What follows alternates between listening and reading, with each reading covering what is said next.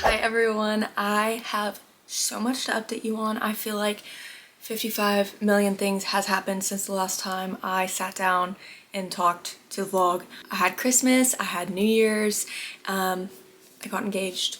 I think I'm hopefully gonna have a vlog with some of the footage from the day because it was the most perfect day of my life thus far. After that happened, it was my birthday, and basically my reading has been non-existent. I have just been reading right before bed. I haven't really been able to lock in on a book and get a ton of it read. I started reading Tomorrow and Tomorrow and Tomorrow forever ago. I think I put that in one of my other videos and I'm still not super far in it. I'm on page 173, chapter 6, so it's like a 400-page book, so I'm like barely halfway, but I'm loving it so far. I think I said that Gabrielle Zevin, I've never read any of her books before, but I love her writing style. She writes about emotions and feelings and thoughts in these characters so well. Just can't help but fall in love with these characters because they're so interesting, they're so funny, their experiences in life are just so unique that I'm so interested in it and so invested in it. But if you've never heard of this book,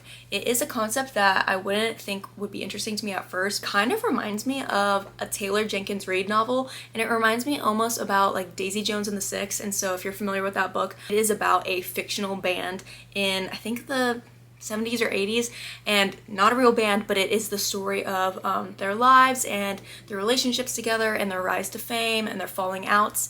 And it is just so interesting. Like, I wouldn't think I would want to read a book about a fictional band, but when the author does such a good job, you can't even help it. And so back to this book, Tomorrow and Tomorrow and Tomorrow is about two childhood best friends who are wicked smart and they just love gaming together. That is like what brings them together at first in childhood. They love to game and they have like a falling out in the beginning of their friendship when they're children, and then they reconnect in college and they build a game together. So it follows their friendship going from childhood to an adult friendship to a business partnership.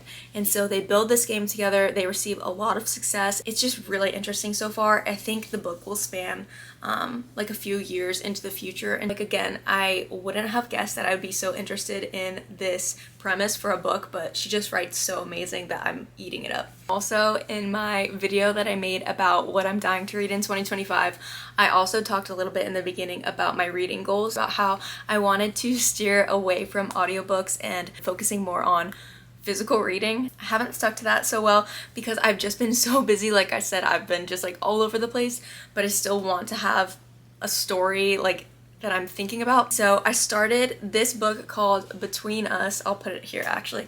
Between Us by Vari McFarlane. I would never know how to pronounce her name if I didn't get this recommendation from Haley Pham, and she pronounces her name there. So it's pronounced Vari, I'm pretty sure. I really just started listening to it, not really knowing what it was about, but because Haley Pham rated it 5 stars, it was in her 5-star books of 2024, and so I just, took her recommendation and just went with it. It's about a couple, and the girlfriend is a teacher and the boyfriend is a screenwriter, and he has a lot of success with his shows, and it kind of follows like how their relationship has changed. They've been together for like a decade, and how he started out as like a nobody just with a big dream, and then he got a lot of success with his show, and how their relationship has had to shift through that. It also takes place with a big group of friends. The part I'm at is they're having a weekend together, so there's lots of different characters, lots of different couples. All of the characters in the friend group so far are all super interesting. They all just like have their own little quirks that just makes the story so fun. I love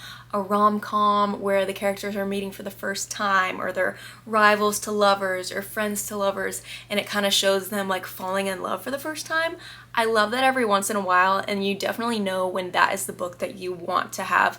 You want to have like those warm butterfly feelings, but I think most of the time, I'm learning about myself, I really do prefer books with romance if it focuses on a long-term relationship, or not just like all the positive sides of it, but it shows the two characters changing together. I just think it is more accurate. It is more interesting to see two characters working on their relationship and working through things together sometimes than it is seeing them fall in love. That was a very long-winded explanation of my preferences. Anyways, like I said, I have been so busy, so I think I'm going to throw this audiobook on in my earbuds and I'm going to clean my room. It's rough. So I'm gonna work on that.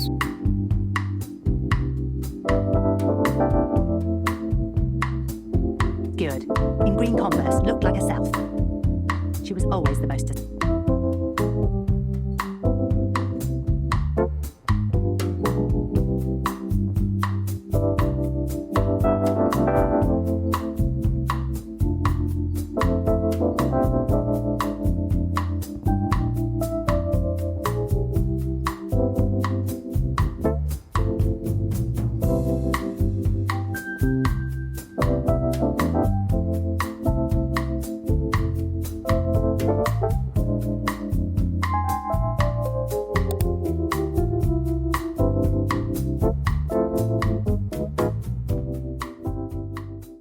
My name is Danny, and I'm reading my Bible, and then I'm reading The Silent Patient, which I've been wanting to read for so long, and I didn't realize that Danny had, so she said we borrow it. Right now I'm reading Is God a Moral Monster? And then it says Making Sense of the Old Testament God by Paul Copan. Answers a lot of questions that I have and like what a lot of people have in general, I think, whether they're believer or unbeliever, so that's great. I'm Zach, and I'm reading On the Incarnation. Sick. Oh, hey, I'm listening to We Bring the Boom by AJ and Big Justice. We bring the boom! That's On the Trinity by St. Augustine of Hippo, De Trinitate. Do you like it so far? Yes, there's a lot left. I'm not very far in, but so far it's so good. I'm reading Tomorrow by Gabrielle Zevin, which I've been reading for a while now. It's really good. They're making fun of me. Do it. Yeah, my face is Do fat. it. Do it.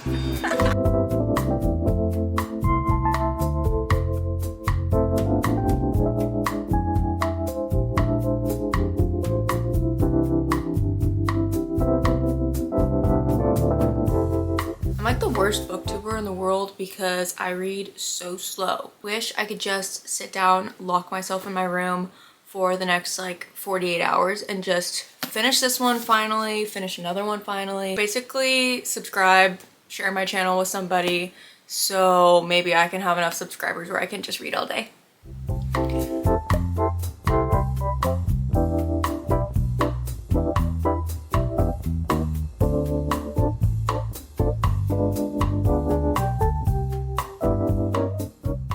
I've already talked about how I love the writing in this book and I love the premise, but I fear that this will be one of my least favorite tropes, and I hear a lot of negative thoughts about this trope, and it's the miscommunication. It's so frustrating to be the reader and to just be like, it's so simple for you to say what you want to say to your friend, your love interest, your family member, and they just don't say it. There's so much tension built off the things that are left unsaid. Ugh. So I've been listening to Between Us a lot throughout the rest of this day, and I have a few thoughts that I just wanted to record before I forgot about them. First is I forgot how fun it is to read a book written by an English author. There are just so many like British terms that are so strange to me as an American, but I think they're so fun to say, especially just like British voice actors are making it so much better. She wrote a few things like he hired a house, which just means he rented a house, like an Airbnb or something in America. And then stag weekend for bachelor weekend, hen do for bachelorette weekend. There have also been some crazy quotes in this. I wrote down one of them. It says, "Some accusations from people you know are like being shivved under the ribs. You felt it because you knew it was true." The gaslighting in this book is insane. I almost feel like this is like a mystery. The cover, once again, I feel like it's another cover that's kind of doing the content of the book dirty because the cover looks so like rom-com-y and romance and wholesome, sweet, and there's such heavy topics discussed in this book, and I honestly, as the reader, don't even know what to believe. The characters all have like different sides of stories. A lot of the characters seem unreliable, some of them seem trustworthy, and then later in the book they swap and you're like, wait, this person now doesn't seem trustworthy, this person I'm not sure if they're telling the truth. I literally have no idea what to believe, and that has made it really fun for me. That's good. Girls, we have much to discuss. I finished Between Us by Vari McFarlane on my audiobook, and I have so many thoughts to share with you. I kept a diary on this book, so I wouldn't forget even a thing.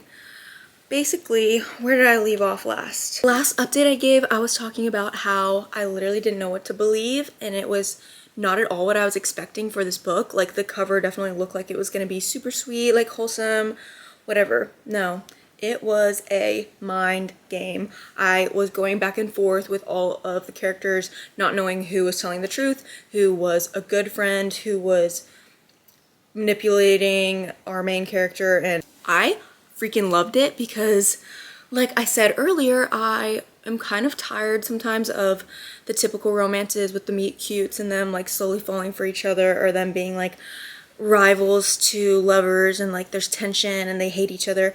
It picks up right in the middle of our main character's long-term relationship. They've been together for a decade, and just kind of how the relationship has changed and how, I don't want to give anything away. It was very refreshing and not at all what I expected. And romance in it for sure, but it's not in the way that you would expect. It was definitely not in the way that I expected it. Also, one of the characters in the book literally compares themselves to Emma and Dexter from One Day by David Nichols. Oh my gosh, I literally heard this character say it in my ears and I was like, yes! It's like such a trippy experience for a character in your book to reference another character in another book. Like, to a fictional person talking about another fictional person was kind of strange. And also, the UK word count just kept going, kept ticking, kept increasing. The word shopper for a grocery bag, loved that. I don't think that's one I've heard of before. The way that Vari writes, just the way that she describes things was so funny. Like, the characters are so witty and they just say the funniest things about themselves. There's a lot of moments in the book that are like stand up for yourself moments, kind of like mic drop moments between characters and conflicts, and they are so funny. Like, literally like the wittiest thing that you could think of. When you're beefing with someone and you're like in the shower and you're thinking about like stuff that you could have said, like, oh, that would have been a good comeback. These characters say it. It's so good. It was so satisfying. Upset about the way that the cover is, and I feel like the more books I read, the more I am upset with this. I talked about it in, I think in my tier ranking video, talking about The Wedding People by Alison Espach, and how it's like a happy, like light cover, and then the contents of the book are extremely heavy, extremely philosophical. I'm just so tired. Like, I don't understand how these authors can be working with these cover designers and be like, yep, that's it, that's the one, when it is not an accurate representation of what the story is about at all. This is the cover of Between Us, and it definitely is giving Emily Henry vibes, and it's just not that type of book. So I feel like a better alternative cover would be this one, like One True Loves by Taylor Jenkins Reid, where it's just kind of like a neutral background where it doesn't seem like it's a romance book. You know that it's like a contemporary novel or like it's literary fiction. But who knows, maybe that is like a strategy, even though it's kind of deceptive. Maybe that is something that people do, like with The Wedding People and with Between Us, is like they know that romance books are clearly very popular right now and they're trying to like lure people in, but I feel like it also could only increase the negative reviews because people are expecting one thing and getting something completely different. All in all, I loved it. Despite how surprised I was pleasantly surprised. This was more of a book that I was hoping it would be than what I actually thought it would. So I'm gonna give it 4 stars because it was so unique. I really loved it. It had me guessing like to the very end, kind of like a mystery, even though there's not like a ton of high stakes in it. There's a lot of like feeling like you're a detective and trying to figure out the truth between the characters. I will give it a rating of PG-13 because there are definitely references about some sensitive topics like grief and loss and abortion, and there are also talks of like bedroom scenes, but nothing is descriptive. So the bedroom scenes are closed door. The author does not take us further down those details, which I appreciated a lot. And so just like know the trigger warnings, but I would still give it a rating of PG-13 because nothing is like in depth. Okay, now that we finished Between Us, I'm still reading tomorrow and tomorrow and tomorrow. I'm a lot further than I was last time I updated you. I'm on page 250, and so I have like 100 pages. No, I have like 150 pages left because it's like a 400-page book. So I have nothing to do today. I'm going to glue myself to this couch and not let myself get up until this is finished.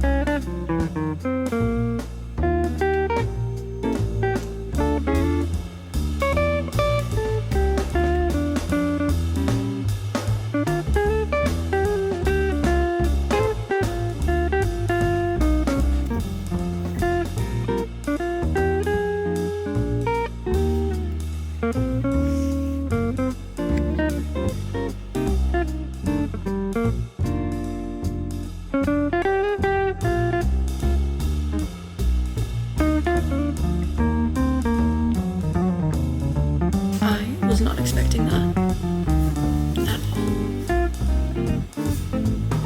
Wow.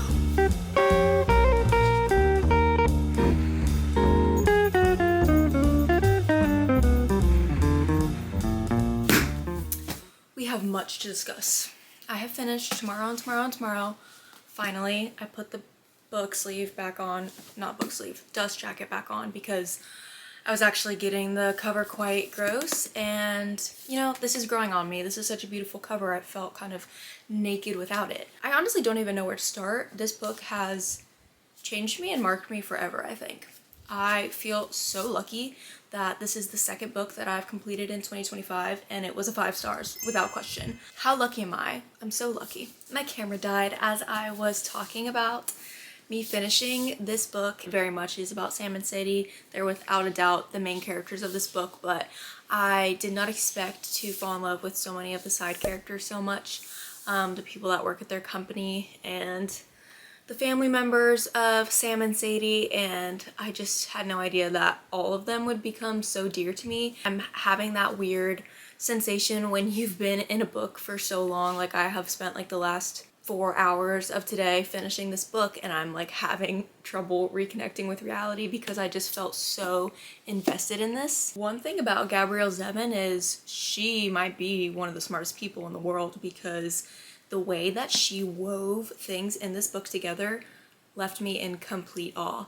Like, you will be reading something in chapter 2 that you think isn't that important, isn't that significant, and she will reference it in the final 50 pages of the book. It's just like so insane. The way that she wove it together is just pure genius. I think this might be like one of the most brilliant books I've ever read. And another thing about our author is she knows some words. I learned the word jejune. I learned the German word Torschlusspanik. That's totally wrong, it has to be. Echt, never heard that one before. Tautology. So many words in this book that I just had to Google the definitions for because I've quite literally never heard them in my life. But she taught me so much. How much knowledge you have to have as an author. Like, it's already a work of art and a work of genius for you to create an entire fictional world with fictional characters, fictional experiences, fictional feelings. That is already such a huge accomplishment, but the references that authors put in books that just really make them stand out, like the character's niche hobby or their music taste, or in this case, she created a world of gamers that doesn't exist, and she created like 10 different games that the characters in this book create. So it's like Gabrielle Zevin's creations have creations. It's insane. It feels like Inception. And also just the way that she depicts them, like having an inside joke with somebody that only you and that person understand, or a shared experience or a shared memory. There were so many times in the book where the characters just started a bit and they would just riff off of each other and just make each other laugh, and I imagine if there were any strangers in the book looking at them, they would be like, oh, these people are insane.